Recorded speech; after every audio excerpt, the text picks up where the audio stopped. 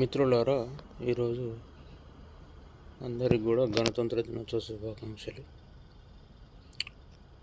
Doctor BR Ambedkar కృషి ఫలితంగా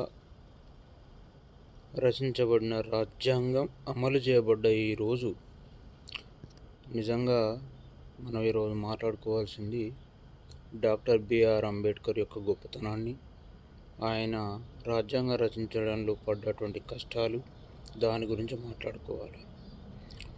టీవీల ముందు, ఇంటర్వ్యూల ముందు 286 మందిని రాజ్యాంగాన్ని రాసిరు, అంబేద్కర్ ఒక్కడే కష్టపడలేదు అనుకునేటువంటి, చెప్పేటువంటి, మాట్లాడేటువంటి డిస్కషన్ డిబేట్లు, టీవీ డిబేట్లు, సోషల్ మీడియా ఎక్కడైతే మాట్లాడుతారో వాళ్ళందరికీ కూడా నేను చెప్తూ ఉన్న సమాధానం, కుల వివక్ష బంధుకు పెట్టి, మత వివక్ష బంధుకు పెట్టి, ఒక మానవత్వం కొద్ది ఆలోచించే వాళ్ళు ఎవరు కూడా ఇటువంటి వ్యంగ్యమైనటువంటి మాటలు కానీ, కించపరిచే మాటలు కానీ, కించపరిచే ఉపన్యాసాలు కానీ ఎవరివ్వరు.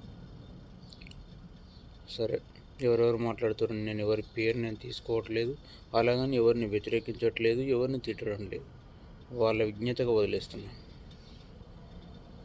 దాన్ని రాజ్యాంగం రచించడం లోపల ఎవరెవరు అప్పుడున్నటువంటి అధ్యక్షతన వహించినటువంటి బాబు రాజేంద్ర ప్రసాద్ యొక్క అధ్యక్షతన ఈ కమిటీ ఏదైతుందో, ఒకరు పానం మంచలేదని, ఒకరు మా కుటుంబ సభ్యులు మంచలేరని, వాళ్ళ సొంత స్వార్థం కొరకు ఆలోచించి ఎవరి పనులు వాళ్ళు చేసుకుంటే, అంబేద్కర్ ఒక్కడే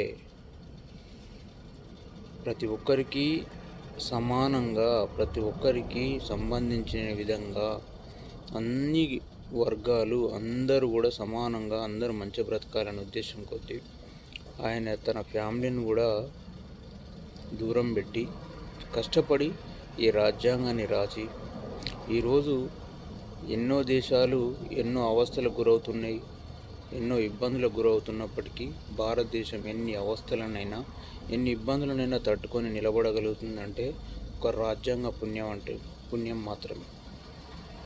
దురదృష్టవశాత్తు ఏంటి అంటే, ఈ జనవరి 26 రాజ్యాంగం అమలు చేయబడ్డ ఈ రోజును నిజానికి ఎవరు కూడా ఆ మహానుభావుని గురించి మాట్లాడుకోవటం లేదు.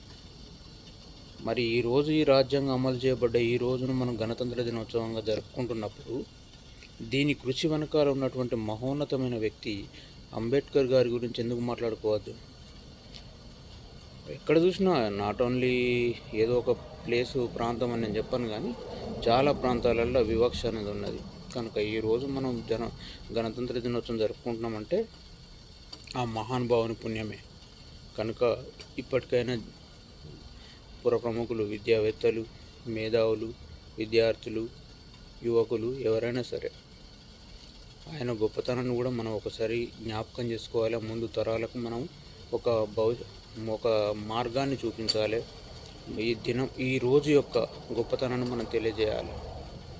ఇక నుండైనా ఆ మహానుభావుని గురించి, ఆయన చరిత్ర గురించి చెప్తారని భావిస్తూ అందరికీ కూడా, నా భారతీయులందరికీ కూడా గణతంత్ర దినోత్సవ శుభాకాంక్షలు. ఈరోజు వ్యక్తి స్వేచ్ఛ, భావ ప్రకటన స్వేచ్ఛ, ఈరోజు సమానత్వంగా ఉండగలుగుతున్నాం, తలెత్తుకొని బతకగలుగుతున్నాం, చదువుకోగలుగుతున్నాం, స్వేచ్ఛ తిరగలుగుతున్నాం అంటే ఆ మహానుభావుని పుణ్యమే. కనుక మిత్రులారా, ఆయన మరవద్దు. ఆయనను మర్చిపోతే మనల్ని మనం మర్చిపోయినట్టు. జై ఇండియా, జై భీమ్.